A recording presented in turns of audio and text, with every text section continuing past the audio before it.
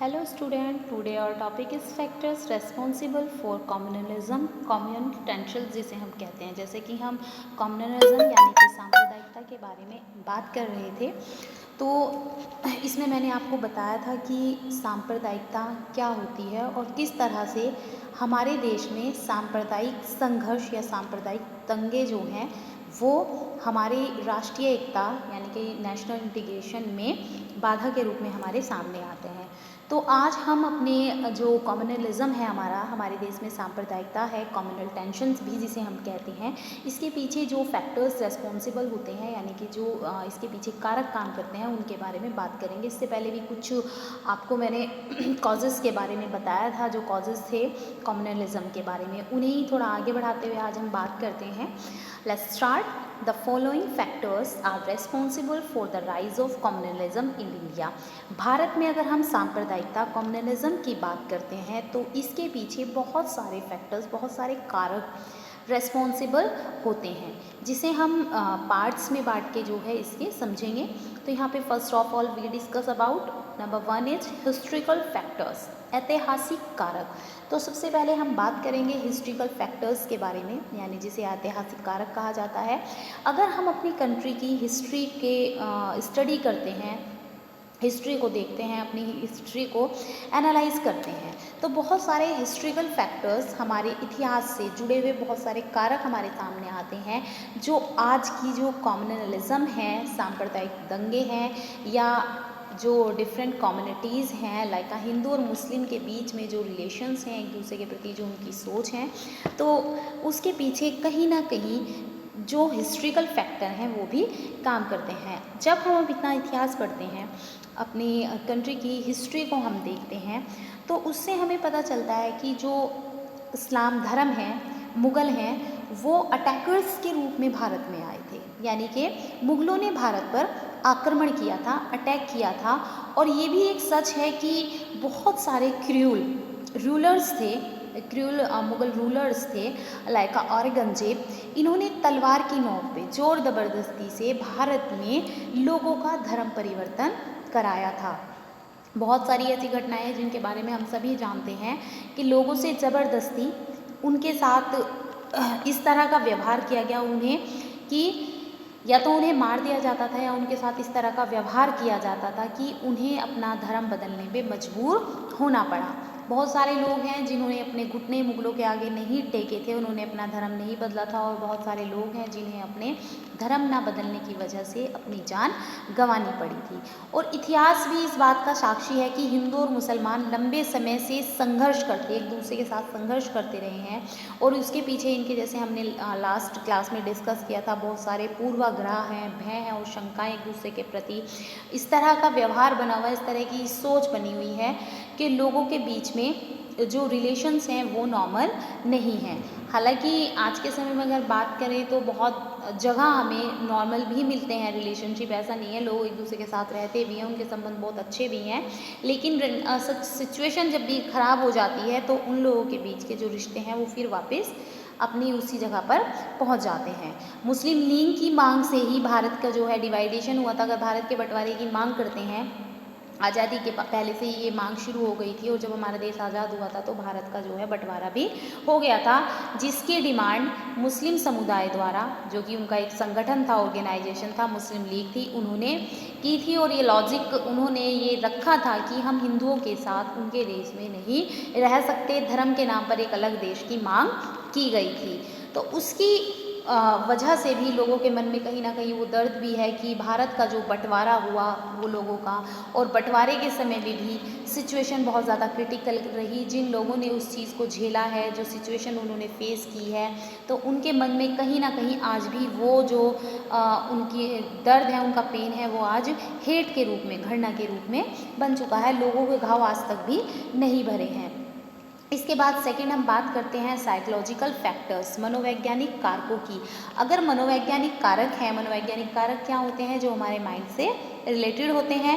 हिंदू और मुसलमान दोनों में ही एक दूसरे के प्रति, यानी कि हिंदू कम्युनिटी और मुस्लिम कम्युनिटी, दोनों कम्युनिटी से जुड़े हुए जो लोग हैं, दोनों में एक दूसरे के प्रति घृणा यानी कि हेट, द्वेष, प्रतिकार, विरोध और पृथक्करण के मनोभाव पाए जाते हैं, यानी कि एक दूसरे के प्रति जो उनकी सोच है वो अच्छी नहीं है। एक हिंदू का मुस्लिम समुदाय से नफरत करना, उससे मतलब उससे रिलेशंस बहुत अच्छे ना करना, उस पर विश्वास ना करना, इस तरह की उनकी मेंटलिटी बनी गई है। इस तरह की मेंटलिटी एक मुस्लिम समुदाय में हिंदू के प्रति बन गई है। और इस तरह की जो मनोवृत्ति है, जो साइको ट्रेंड्स हैं, ये प्राचीन समय से, यानी कि जबकि हम बात कर रहे हैं जब हमारा देश आज़ाद होने के बाद देश का बंटवारा हो गया था, उस समय से ही चली आ रही हैं। और इन भ्रांतियों और पूर्वाग्रहों के कारण से, यानी कि जो हम लगा लेते हैं अपना एक अंदाज अनुमान, हिंदू मुसलमानों की राष्ट्रीय वफादारी में भी शंका करते हैं। इसके पीछे बहुत सारे फैक्टर्स हैं, टूडेज टाइम में बहुत सारे एग्जाम्पल्स हैं जिसकी वजह से उन्हें इसके पीछे मजबूर होना पड़ता है। तो ये हमारी मतलब साइकोलॉजिकल फैक्टर्स में आएंगे। कुछ इस तरह के मनोवैज्ञानिक कारक होते हैं जिसकी वजह से दोनों समुदाय के बीच में जो एक इमोशनल अटैचमेंट, एडजस्टमेंट, वो अच्छे से नहीं हो पाता है। नेक्स्ट हम डिस्कस करेंगे कल्चरल डिफरेंसेस, सांस्कृतिक विभिन्नता की। जैसा कि हम जानते हैं अच्छी तरह से, दोनों ही समुदाय का जो कल्चर है, संस्कृति है, एक दूसरे से जस्ट अपोजिट है, एक दूसरे के विरोधी हैं। सांप्रदायिकता को जन्म देने में सांस्कृतिक कारकों का भी बहुत बड़ा रोल है, बहुत बड़ा महत्व है। और सांप्रदायिकता को जन्म देने में जो महत्वपूर्ण कारक हिंदू और मुसलमानों के बीच में जो कल्चर का डिफरेंस होना है, उनका अपोजिशन होना है, ये भी काफ़ी मुख्य भूमिका निभाता है। दोनों ही समुदायों का जो रहन सहन, उनका लिविंग स्टाइल, खान पान, उनके कल्चर, रिचुअल्स, उनकी ड्रेसिंग सेंस, उनका रिलीजियस रिलेटेड थिंकिंग है और उनकी मेंटलिटी है, दोनों एक दूसरे से बिल्कुल अलग हैं। मुसलमान मूर्ति पूजक नहीं हैं, वो स्टैचूज़ को वर्शिप नहीं करते, जबकि हिंदुओं में मूर्ति पूजन को बहुत महत्व दिया जाता है। मुस्लिम बहुविवाही होते हैं, यानी कि इस्लाम धर्म में व्यक्ति को एक से ज़्यादा विवाह करने की परमिशन होती है, जबकि हिंदू एक विवाही होते हैं, सिर्फ एक जीवन में एक विवाह उसे करने की परमिशन होती है। और इसके अलावा जो तलाक है, विधवा विवाह है, ये भी हिंदू कल्चर में नहीं पाया जाता था। हालांकि आज के समय में ये चीज़ें according to our constitution exist in Hindu community.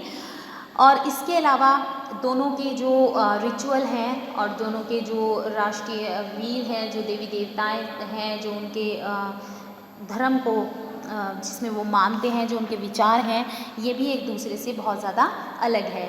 और ये जो कल्चरल डिफरेंसेस को मोटिवेट करने में और कम्युनिटी डिस्टेंस को बढ़ाने में बहुत महत्वपूर्ण कारक सिद्ध होता है। नेक्स्ट हमारा आएगा जोग्राफिकल फैक्टर्स, यानी कि भौगोलिक कारक। अगर हम भौगोलिक कारकों की बात करें तो जो जोग्राफिकल फैक्टर्स हैं, इंडिया में कम्युनलिज्म को इंक्रीज करने में जोग्राफिकल फैक्टर्स भी बहुत महत्वपूर्ण भूमिका अपनी निभाते हैं। जोग्राफिकल फैक्टर में हमारे कौन से फैक्टर आ जाएंगे? जो भौगोलिक कारक होते हैं। भौगोलिक कारकों में आपका आ जाएगा कि जैसे हमारा जो इंडिया है, भारत है, इसके बारे में मैंने आपको पहले भी बताया है, ये बहुत सारे पार्ट्स में डिवाइड है जिन्हें हम स्टेट्स कहते हैं। और स्टेट्स के अकॉर्डिंग जो लोगों का रहन सहन है, उनका कल्चर है, उनकी लैंग्वेज है, ड्रेसिंग सेंस है, वो भी एक दूसरे से काफ़ी अलग होता है। उसके पीछे वहाँ का जो क्लाइमेट है वो भी काम करता है।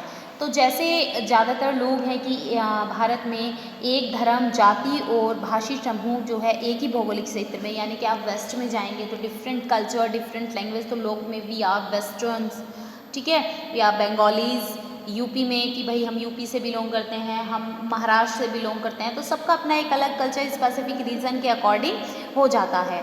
तो इसके परिणाम स्वरूप क्या होता है, इसमें लोगों में एक हम की भावना आ जाती है, वी फीलिंग आ जाती है, वी ग्रुप होता है। तो इसमें लोगों में कि अपने ग्रुप के प्रति जो एक कोऑपरेशन होता है, वही फीलिंग आपको अकॉर्डिंग टू रिलीजन, धर्म के अनुसार मिल जाएगी। कि जब भी दंगे एक जगह, एक जैसे एग्जाम्पल के लिए एक क्षेत्र में दंगे भड़क गए हिंदू और मुस्लिम कम्युनिटी के बीच, धीरे धीरे उसमें वो एक जगह से दूसरी जगह पूरे देश में फैल जाते हैं, धर्म के आधार पर लोग बढ़ जाते हैं। वो हिंदू में हिंदू के साथ वो ये नहीं देखते कि व्हाट इज़ द लॉजिक, क्या लॉजिक है, क्या कारण है, किसकी गलती हो सकती है। तो इन सब चीज़ों को वो एग्जिट कर देते हैं, आउट कर देते हैं। तो इससे ही जो होते हैं ये भौगोलिक कारक होते हैं कि लोगों में वी फीलिंग, आउट ग्रुप, ये बाहर के लोग हैं, एक दूसरे के प्रति विरोध, एक दूसरे के प्रति अलग सोच हो जाती है। तो ये सब हमारे जोग्राफिकल फैक्टर्स होते हैं, भौगोलिक कारक होते हैं, जो कि कम्युनल टेंशन्स को बढ़ावा देने में, प्रमोट करने में काफ़ी मेन जो है भूमिका निभाते हैं। आगे इन फैक्टर्स को हम नेक्स्ट क्लास में डिस्कस करेंगे, जैसे हमारे रिलीजियस इंटॉलरेंस है, पॉलिटिकल इंटरेस्ट है, etcetera. Okay students, thank you.